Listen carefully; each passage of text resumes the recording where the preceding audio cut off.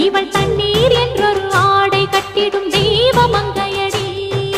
தையம் தீயம் தக்கு தீயம் தக்கு தையம் தீயம் தக்கு தீயம் தக்கு தையம் தீயம் தக்கு தீயம் தக்கு தையம்